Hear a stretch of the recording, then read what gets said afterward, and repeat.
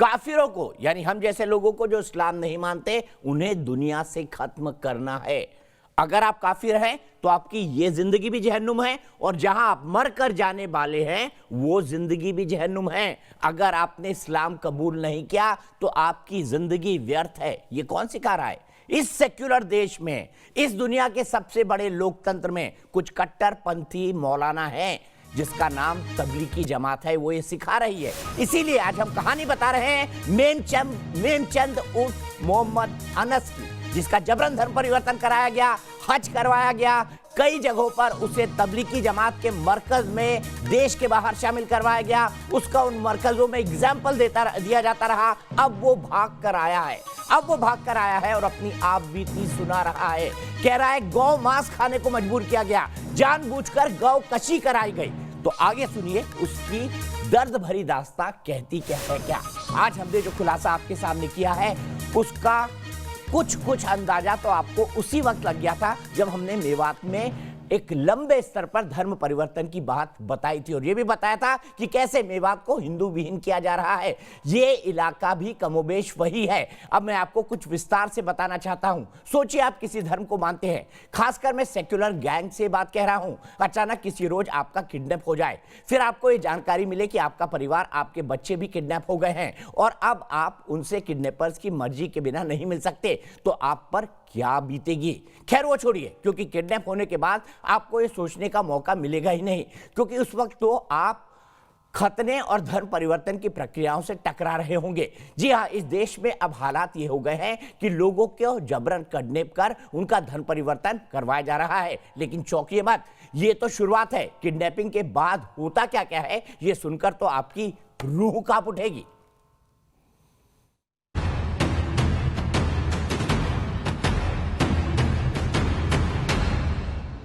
आज सारा secular gang इस बेबस इंसान को जरा गौर से देख ले, क्योंकि इस इंसान को देखने के बाद अगर उनमें शर्म का एक भी धागा और एक भी अवार्ड बचा होगा तो उन्हें उसे वापस करने का आज से बेहतर दिन फिर कभी नहीं मिलेगा।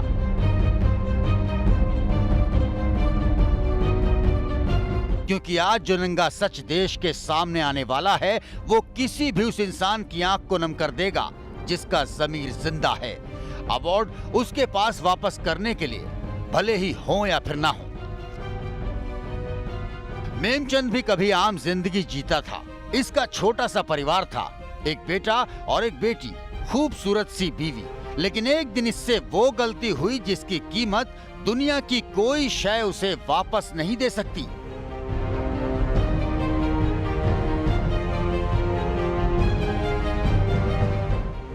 क्योंकि उससे उस दिन उसके पुरखों का दिया ईमान छीन लिया गया। वो ईमान जो उसे हिंदू बनाता था, जो उसे बताता था कि वो 5000 साल पुरानी एक सभ्यता के साथ ताल्लुक रखता है। लेकिन गलती उससे हुई एक गलत ताल्लुक बनाने से।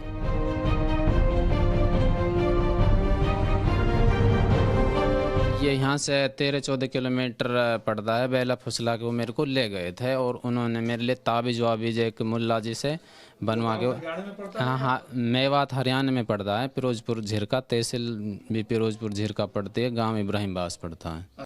दोस्ताना के तौर पे वो मेरे को और मेरी बीबी बच्चों को सबको अपने गांव में ले गए, और उन्होंने गांव में ले जाने के बाद में मेरी बीबी बच्चों को सबको किडनैप कर लिया था। ये तो बस शुरुआत थी। यहीं से देश के दुश्मनों की साजिश शुरू हुई। मेमचंद को किडनैप कर लिया गया। बाद में उसे बताया गया कि उसका परिवार भी उनकी ही हिरासत में है, और फिर उसे ये भी बताया गया कि अब उसे नए धर्म को अपनाना है। मेमचंद ने पूछा कि भला वो ऐसा क्यों करेगा, तो बताया गया कि जीने के लिए, और जीने के अलावा अपने परिवार को बचाने के लिए। फिर वो मेरे लिए दावत देने लगे कि अल्लाह ताला ने 2 चीज़ बनाई है, जन्नत और जहन्नम। तो नु के हिंदू के लिए तो जहन्नम है, वे हिंदू से बोलते हैं काफिर। काफिर आग में जलेगा इधर भी, और मरने के बाद भी जहन्नम में जाएगा, सदा आग में जलता रहेगा। और जो बंदा कलमा पढ़ लेता है, इस्लाम कबूल कर लेता है, वह जन्नत में जाएगा। नेमचंद बात समझा नहीं, तो फिर उसे लालच दिया गया। अच्छा, पर लालच भी दिया था आपको उन लोगों? क्या लालच दिया था, क्या किया था उन लोगों ने? फिर उन लोगों ने मेरे लिए ज़मीन का लालच दिया था, ज़मीन का एक सर्टिफिकेट भी लिखवाया था आपके लिए, इस वो सर्टिफिकेट है मेरे पास। कौन सा है?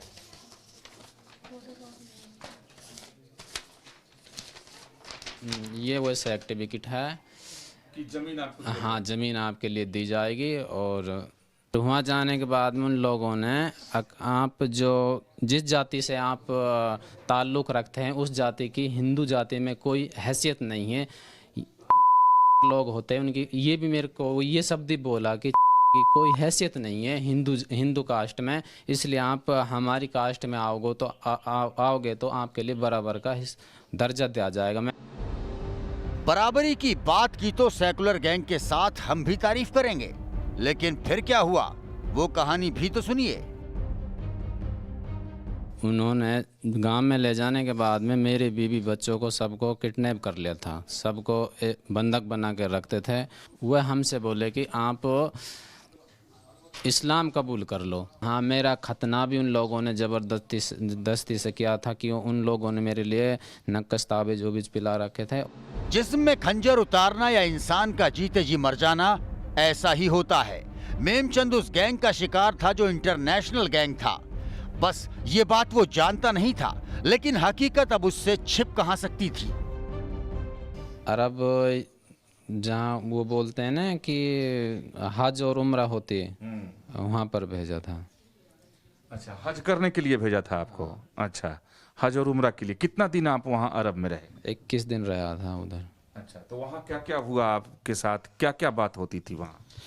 वहाँ पर हर देश से मुसलमान जाता है और एक घर है वहाँ। क्या है कि जो जिसको काबा बोलते हैं ना, वहाँ पर पहले 365 बुत थी, यानी कि मूर्ति थी, कृष्ण भगवान या किसी की भी मूर्ति थी। तो उनको तोड़कर उन लोगों ने खंडित करके फिर वो काबा बनाया। तो उसके 7 चक्कर लगाएंगे तो एक एक तवाब बोलते हैं। ऐसे जिसको जितना तवाब करना हो उतना तवाब करो। तो पहले वहाँ हिंदू पूजा थी, मतलब हमारे हिंदुओं का ही वो था राज उधर, और अब वो लोग उधर काबे की तो आपको हज कराने के लिए वहाँ पर ले गए थे, तो मक्का और मदीना घुमाया था? हाँ, मक्का मदीना दोनों जगह घुमाया था उन लोगों ने। वापसी आया तो उन लोगों ने सोचा कि ये पक्का मुसलमान बन चुका, अब ये इस्लाम को छोड़ के नहीं भागेगा।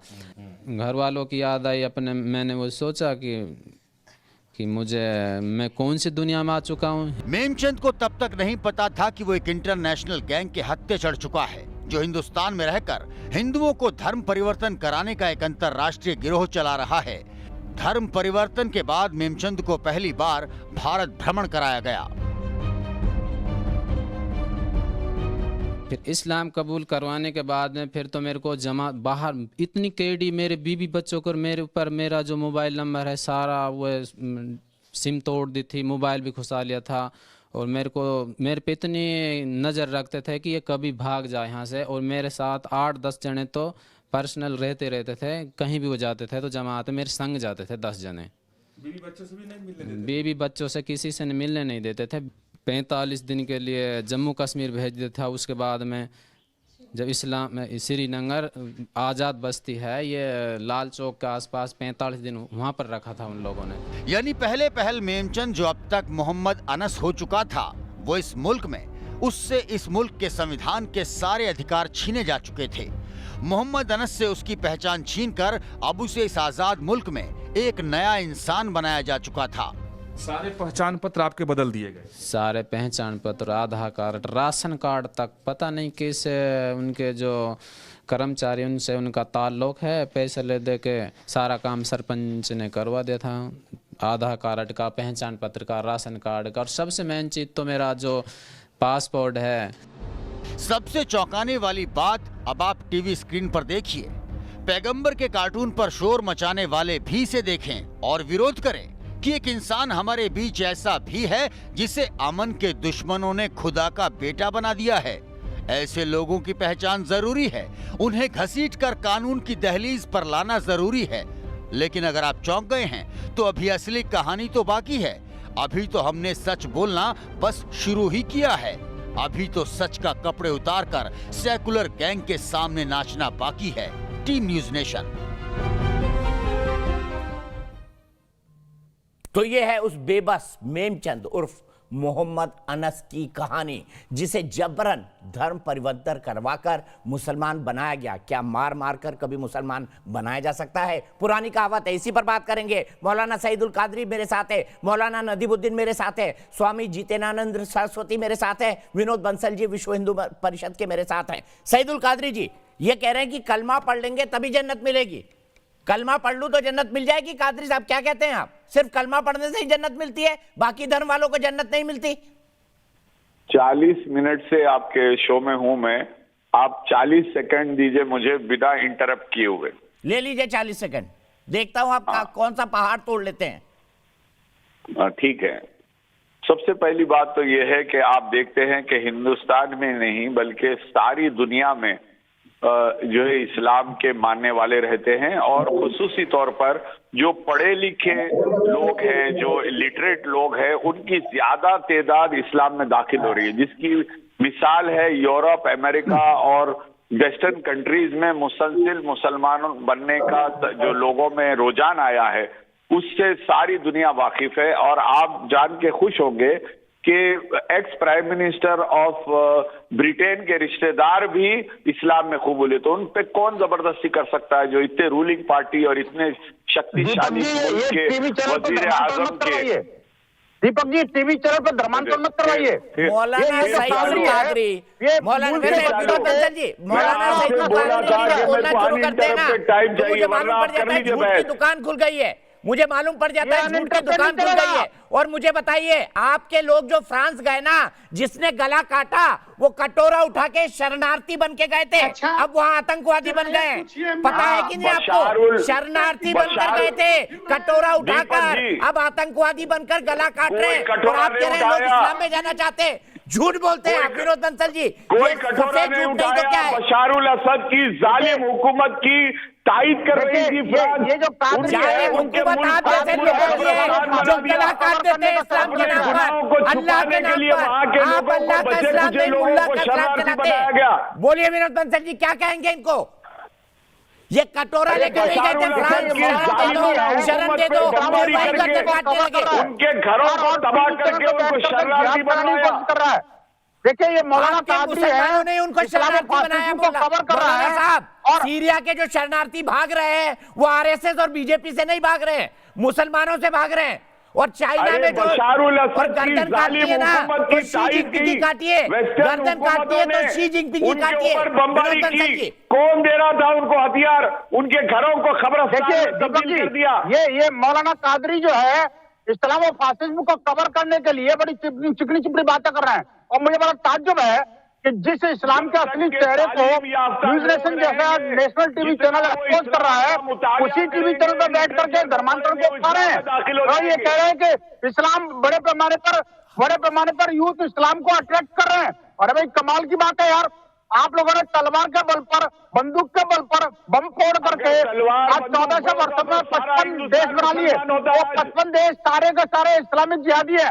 क्या कारण है वहां पर किसी भी एक देश में भी सेकुलरिज्म जिंदा नहीं बचा? आखिरकार क्या कारण है कि जो आपको शरण देते हैं उन्हीं को आप शरणार्थी बना देते हैं? आखिरकार क्या कारण है कि आप बंदूक के बल पर लोगों का अपहरण करके और आपको जबरदस्ती धर्मांतरण करना पड़ रहा है? अगर इतना ही इस्लाम अच्छा होता तो ये मेमचंद अपने आप जाता। मेमचंद का अपहरण नहीं करते, मेमचंद के डॉक्यूमेंट नहीं बदलते, मेमचंद के बच्चों को नहीं मारते। आप उसको जन्नत का ड्रामा दिखाते हैं। आपके जैसे लोग ही जो आतंकवाद गिराते हैं। विनोद जी एक मिनट, स्वामी जितेंद्र जी क्या कहेंगे?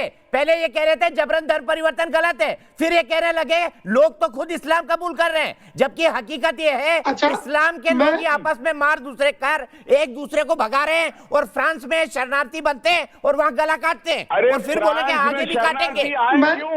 बशारुल असद हुकूमत की बेजाती आपके ही राज्यों से आए हैं, मुस्लिम देशों से ही आए हैं शरणार्थी, उनको भी बोलिए मुस्लिम देशों में जाइए, पाकिस्तान में बसवाइए उनको, फ्रांस में मत बसिए, पाकिस्तान में बसवाइए। स्वामी जितेंद्र जी किसने बना दिया? सिर्फ स्वामी जी की आवाज, कादरी साहब चिल्लाए जा रहे हैं बिना किसी तर्क के। स्वामी जी इतने सख्त हैं हमारे कादरी साहब और इनके मुसलमान कि श्रीलंका और म्यांमार के कुत्ते की तरह मारे मारे फिर रहे हैं। बांग्लादेश के 2.5 करोड़ घुसपैठिए हिंदुस्तान में घुसे पड़े हैं। ये बड़े सभ्य लोग हैं और बता रहे हैं कि सपा जो है इस्लाम कुछ लोग अपना रहे हैं। अभी कुछ दिन पहले सुन्नियों ने पाकिस्तान में प्रदर्शन किया कि शिया काफिर है। उससे पहले पाकिस्तान की पार्लियामेंट में अहमदिया को काफिर घोषित कर दिया। पाकिस्तान से इतना प्रेम क्यों है महाराज जी? शांति के धर्म वाले लोग दीजिए। अरे हिंदुस्तान में आग लगाने के लिए वो अमेरिका पाकिस्तान को छोड़ दीजिए। चाइना का कठपुतली गुलामी करते रहते उसको अरे मत बोलिए पाकिस्तान के बारे में, इनके बाप दादा हैं, चचा मामू सब वहीं रहते हैं। ये तो गलती से रह गए मौलाना सईदुल कादरी। बोलिए स्वामी जितेंद्र जी, प्रेम है इनको पाकिस्तान से, ये पहले पाकिस्तान के लिए ही दुआएं करते हैं। स्वामी जितेंद्र जी बोलिए। जगह कहाँ है ये देश को पता है, ठीक से पता है, और दम नहीं है तुम्हारे कलेजे में कि उइगर मुसलमानों पर हुए अत्याचार पर अपने बाप चीन के खिलाफ एक शब्द बोलता हूँ नहीं ठीक है, बोलोगे। चलिए मैं गला काटने का समर्थन नहीं करता, लेकिन कादरी जी और मौलाना नदीमुद्दीन शी जिनपिंग का गला किस दिन काटेंगे? क्योंकि वो भी रोजाना पैगंबर मोहम्मद का कार्टून दिखा रहा है। शी जिनपिंग का गला काटने के लिए आप जाएंगे क्या? मौलाना नदीमुद्दीन बताइए। झूठे और सिर्फ मौलाना नदीमुद्दीन प्लीज। स्वामी जी रुकिए, मौलाना नदीमुद्दीन जवाब दीजिए, और ये धर्म परिवर्तन क्यों ये भी बताइए। सुनिए, इस्लाम ने किसी का गला काटने का ना हुक्म दिया है ना कोई गला काटता है। एक बात ये भी बोल रहे थे कादरी जी गला काटना ठीक है, हम गला काटेंगे। अरे सुनिए, पहले आपको इस्लाम फोबिया हो गया है।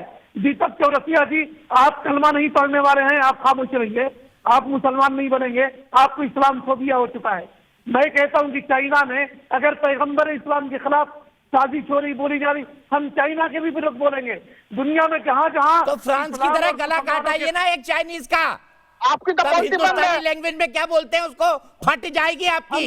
एक चाइनीज का गला काटाइए। ये आपका धर्म कहता है।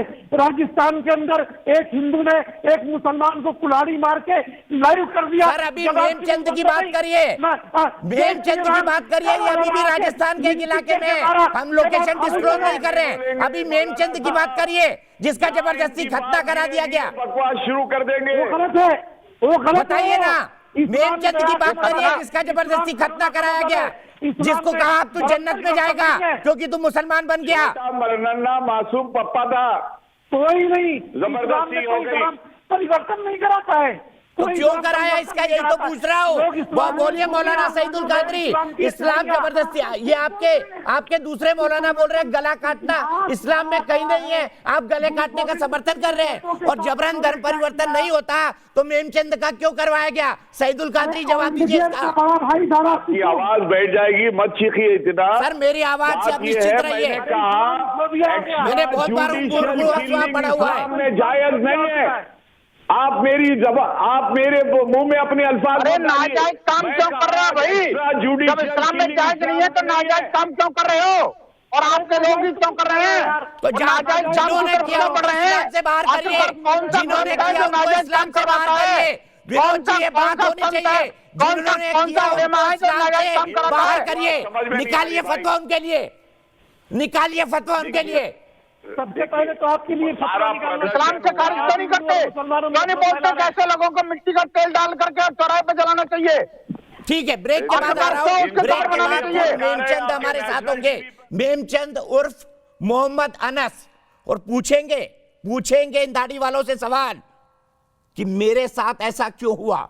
अगर गलत किया है जो ये दोनों मौलाना कह रहे हैं, तो क्या जिन लोगों ने किया उनको इस्लाम से बाहर निकालेंगे? उनके मुखिया मौलाना साद को इस्लाम से बाहर निकालेंगे? है हिम्मत मौलाना सईदुल कादरी, है हिम्मत मौलाना नदीमुद्दीन? ब्रेक के बाद पूछूंगा आपसे।